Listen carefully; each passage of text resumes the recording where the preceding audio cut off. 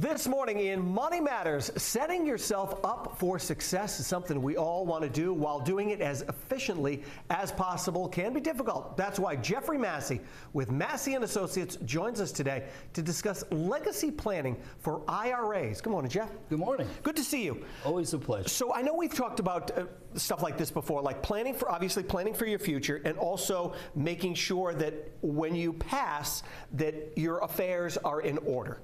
And that's something that this is as well, especially with IRAs.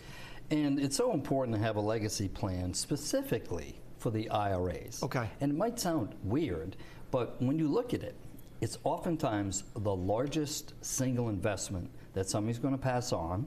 And the problem with traditional IRAs is that they are pre-tax, meaning you've never paid the taxes on those dollars, so now the kids are going to inherit it, right? And all that money is income taxable. Mm-hmm. And the rules are never static, so things change. So it's important to look at how much money is going to be transferred to your children, right? How many children, what tax bracket are they in, what tax bracket are you in?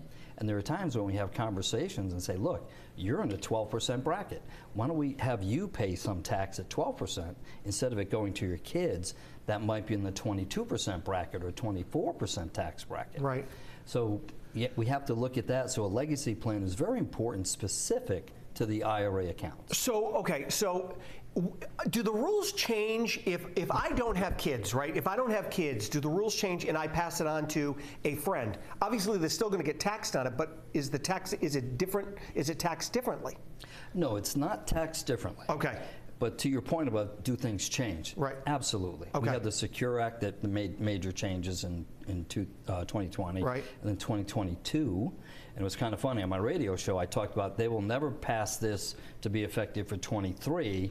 Well, egg on my face a little bit there because the president signed it between Christmas and New Year's to be effective for January 1st of 2023. Got it. There were 92 changes with the Secure 2.0 Act. Wow. 92 changes relative to IRA accounts and all the taxation, which is why I go away for 2 days of training, tax training, sure, twice a year, just to stay up on these. Because things change so quickly. They change so often. Right. And the way that they now have to take the money out is now compressed to just a 10-year time frame for most people. There are exceptions. Spouses still have the life expectancy calculation, and certain other categories of people. One that's kind of unusual, if your heir is not more than 10 years younger, so if you have a sibling within a couple of years of you younger, they can do a life expectancy payout. Okay. So there's so many complex rules. It's important to work with an advisory team that stays up on these very technical issues, especially when it comes to taxation. Right. And I'm reading here, one of the other questions here is distribution to heirs. Is it set in stone? Obviously, it's not set in stone at all. It's very fluid. Very fluid, and the rules change I won't say all the time, but often enough. Like a big change was required minimum distributions. It was always at 70 and a half that year in which you turned 70 and a half. Then they moved it to 72 with the Secure Act. The Secure 2.0 Act changed it to 73. Got it. And then 10 years out, when it was signed, 2033, it's going to move to 75 years of age to start.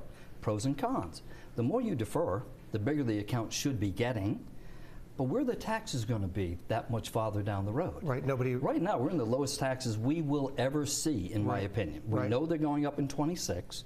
To think that'll be the last time in a 20 or 30-year retirement, to think that's your last tax increase, it's kind of foolhardy. So it's important to have tax planning along with this as well. And then we just have a very short time. Should a trust be named as a beneficiary of that IRA that you have? We prefer to use a trust specifically built to handle the IRA assets because it's very specific.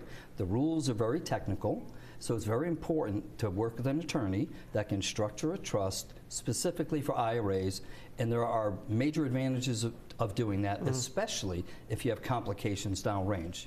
Kids with drug use, alcohol, in and out of jail, which we've dealt with all of those issues. Right. So yeah, you need to work with an attorney, an estate planning attorney that fully understands the rules. And of course, we provide guidance as well to the attorneys so that we make sure that we cover all the bases. Got it. Okay, good stuff. Thanks, Jeff, for being here. You can learn more about legacy planning, which is very important, over at Rhoadshow.com.